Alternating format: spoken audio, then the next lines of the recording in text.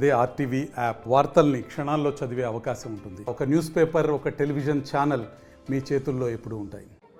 కొత్త academic year start అయిన సందర్భంగా చంద్రమౌళి స్కూల్ ఆధ్వర్యంలో, శ్రీ వెంకటేశ్వరరావు గారి ఆధ్వర్యంలో, కృష్ణవేణి గారి ఆధ్వర్యంలో పిల్లవాళ్ళకి స్కూల్ బ్యాగులు, ఉచితంగా పుస్తకాలు ఇవ్వడం జరిగింది.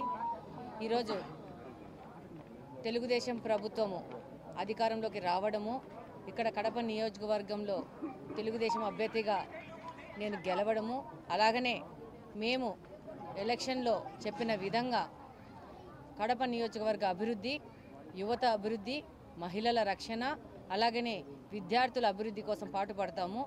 తెలుగుదేశం ప్రభుత్వము ఎడ్యుకేషన్ మీద ఎంత ఏకాగ్రతగా పనిచేస్తుందో మీరు రాబో 5 సంవత్సరాల్లో చూస్తారు.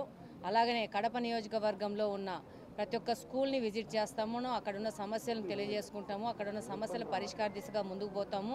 అలాగనే స్కూల్లో పనిచేస్తున్న టీచర్లకి భరోసాగా ప్రభుత్వం పనిచేస్తుందని తెలియజేస్తున్నాను.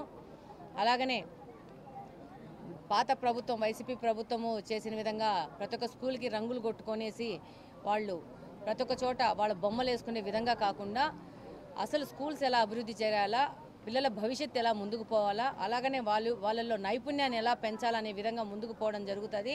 అలాగనే పోయిన ప్రభుత్వంలో ఈ స్కూల్ ప్రోగ్రాంలో నాడు నేడు ప్రోగ్రాంలో ఏమైనా అవినీతి జరిగిందన్న దాని మీద కూడా ముందుకు పోవడం జరుగుతుంది.